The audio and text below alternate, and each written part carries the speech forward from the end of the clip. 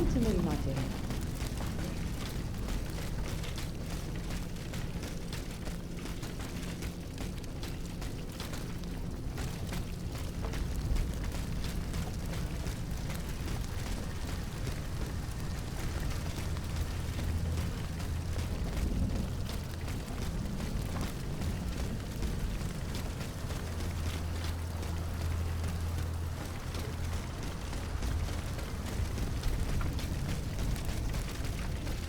My dear. Closer. Closer. You're not like the others, are you? You gave them quite a beating. Madame. Why didn't you come sooner, ma chère? Those poor children in the National Guard. They could have used your help. They marched all day on the Pont Neuf. Oh, you should have heard them singing as they marched on the Place Dauphine. They were very brave then. To hear them, you'd think that the king had already handed over his crown. Then what happened? As far as I know, gunfire, the booming of cannons, shouting, lots of shouting. And then, silence. None of the soldiers returned. No, not a single one. My son, my little Francois. He left this morning to join the volunteers, but he hasn't given any sign of life since. I'll try to find out what happened to him. Madame. Do you have any news of my son? Alas, I do not. Will I never see him again in this lifetime?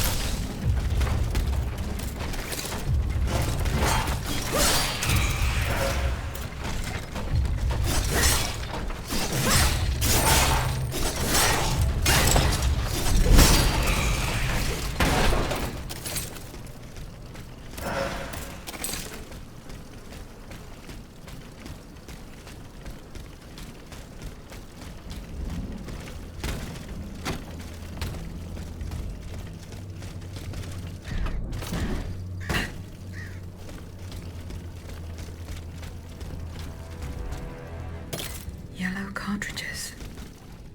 A conspirator's secret sign. There was most certainly a conspiracy. There's no doubt about that. But those involved shared the same fate as the rest of them. I should keep looking around Place Dauphine.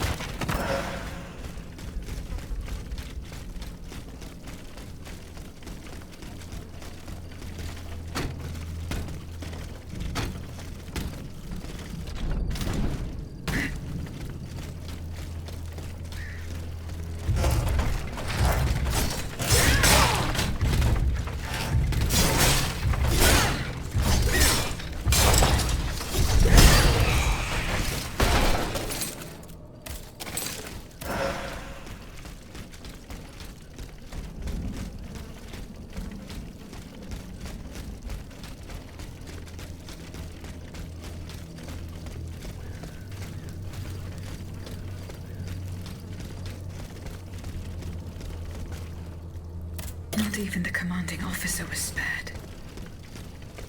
Lafayette didn't hand over his army to the king. This must certainly be Colonel Armand. I should keep looking around Place Dauphine. A headquarters at the Pont au Change. By all appearances, it's not official. Most likely an underground hiding place that can be entered from the riverbank. I'll try to track down Capitaine Lefebvre. If he and his men withdrew to the Société des Amis des Noirs, he must have gone towards the Châtelet. It would have been a desperate move for certain. I doubt any of them survived the retreat. But now that I think about it, the padlocked door near the Pont au Change, could that be the entrance?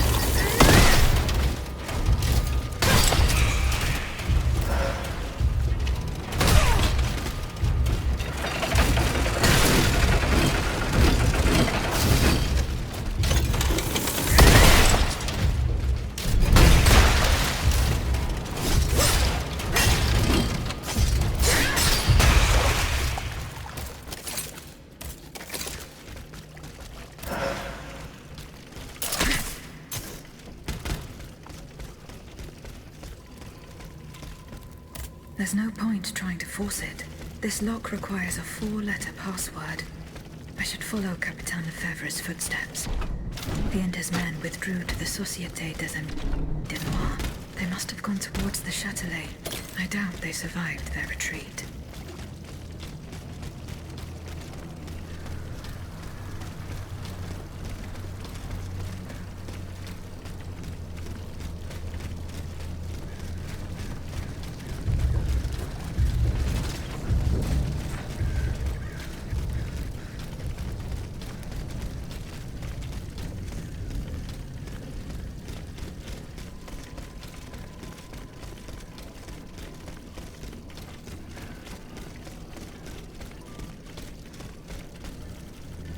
The poor souls. They died just steps from their goal. York? What does that mean?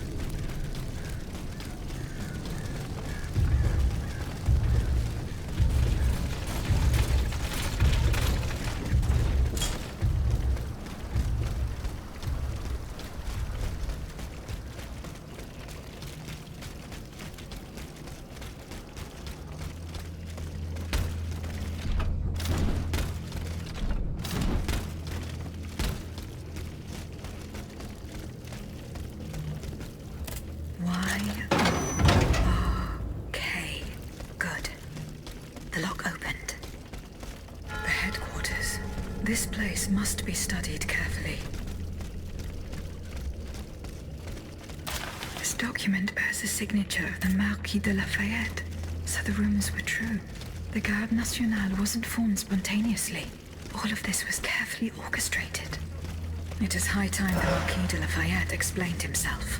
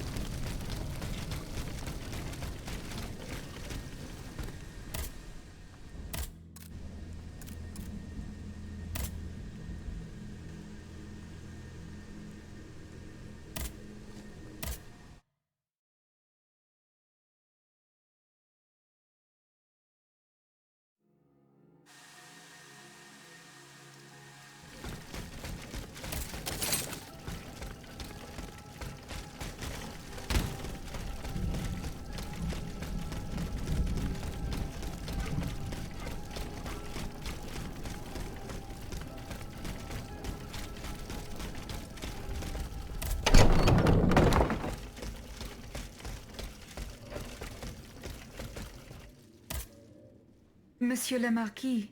I'm listening, Aegis. You lied to me, General. Now I know all about your machinations. And what could you possibly think you know? I know that you raised the National Guard for the sole purpose of taking command of it. There was nothing spontaneous about the uprising. Do you have any evidence to support your accusations? I do. I have the manifesto. Bon sang. Why resort to this manipulation? You must understand. What I have done, I did for the good of the kingdom. I wanted to stop this massacre while protecting the Queen and the Dauphin. In the name of the people, Aegis. But an actual uprising of the people would have inevitably led to disaster. Only professional soldiers could organize and lead the resistance. Who were your accomplices? My brothers in arms, the brave men of the Régiment de Saintonge, veterans of the American War, men who at the Battle of Yorktown brought an empire to its knees. Alas, we gravely underestimated the enemy's forces. We thought we would face an infantry supported by a handful of machines, but an entire army of automats. It was unthinkable. Some accuse you of harboring a lust for power. The circumstances were to your advantage. These aspersions are all too familiar to me. But tell me, if I wanted the crown for myself, why did I not take it when I returned from America? When I had seasoned troops at my command and the people sang my praises with one voice? No, that makes no sense. Though I readily admit that I do believe I am worthy of fulfilling an important role for the Queen after her son is crowned. Lieutenant General of the Kingdom, for example. Or even, if circumstance requires, the Regent. Voila. Now you know everything. I haven't left anything out. However, this truth, if it were made public, would play right into my enemy's hands. So I ask you not to reveal anything I've just told you, and to give me the manifesto. No, General. You'll forgive me for choosing to hold on to it. In that case, my fate remains in your hands. Can you at least tell me where my detractor is hiding? The one who is spreading these charming rumors about me. I cannot tell you anything, General. Oh, no matter. I will not let this serpent continue to vilify me. I shall get redress for these aspersions in the end. Do as you wish, General de Lafayette. Goodbye, Monsieur le Marquis.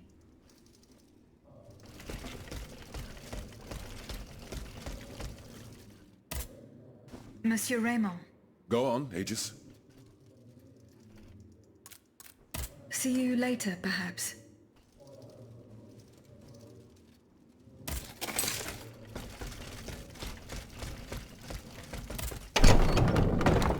Monsieur Marat. Madame? I'm surprised to find you here. Did you follow me? Didn't you know?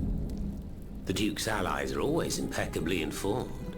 Some even say that we have eyes and ears everywhere. What do you want from me? To tell you the truth, I can't wait to hear what you've discovered about the matter at hand. And I was afraid you might leave me in the lurch. You can never be too cautious these days. That's why I decided it would be better for me to come to you. You were right. Lafayette was behind this purportedly popular uprising. Aha! I've got him at last. But he had no intention of handing his men over to the king. His goal was to raise an army and command the troops himself. It doesn't matter. These troops would have allowed him to crush the Patriots and set himself up as a dictator. He lied to the people. He lied to the Assemblée Nationale. His time has come. All I need is for you to give me the proof of his treason. Here. The details about the operation are written in this manifesto. Madame, I didn't expect so much. The end of Mortier de Lafayette. The executioner has signed his own death warrant. I will now share these revelations with the people's representatives.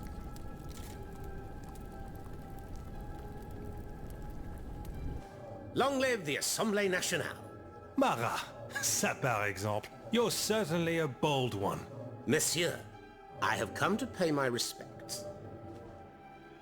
Mon pauvre ami, you must be out of your mind to come and defy those you so cruelly maligned. Maligned, you say? This remains to be seen, Monsieur de Mirabeau. I have here a document that its author has amusingly entitled Le Manifeste Henri V. It appears that the name Louis has fallen from fashion these days. Quiet, scoundrel, or I'll make you swallow your tongue! Come now, you wouldn't dare, my dear Mortier. Not when we're in such fine and plentiful company. Monsieur, in these pages, you will learn of the vast plot devised by the Marquis de Lafayette and his sinister conspirators. You will discover how our national hero orchestrated the so-called popular uprising that gave rise to the National Guard. Bon sang. Monsieur le Marquis. You will also learn that he has proclaimed himself General-in-Chief in the hope of making himself king in turn, and that it is his lust for power to which the patriots who fell in Place Dauphine owe their tragic fate. C'est incroyable. You must believe it, cher monsieur, because to add insult to injury, this tomfool was daft enough to sign his missive. Par tous les saints. If what Marat says is true, this is treachery of the basest sort. Well, Monsieur le Marquis, do you deny it? No, I don't. The loathsome Marat speaks the truth. I wanted to create an army that would be able to rid our kingdom of our anointed executioner, just as we freed America from England's choking grasp. I only kept it secret to avoid causing more chaos. Can you understand? You defied the people, Lafayette. This is enough to condemn you. So be it. You won't hear from me anymore. I leave the fate of the nation in the hands of the speechifiers and demagogues. I encourage you to say your prayers, gentlemen, for our end is near. As for you, rat, go back to the cesspit from whence you came. You should never have come out. I will gladly follow that order, General. Such is my pleasure that it will be your last.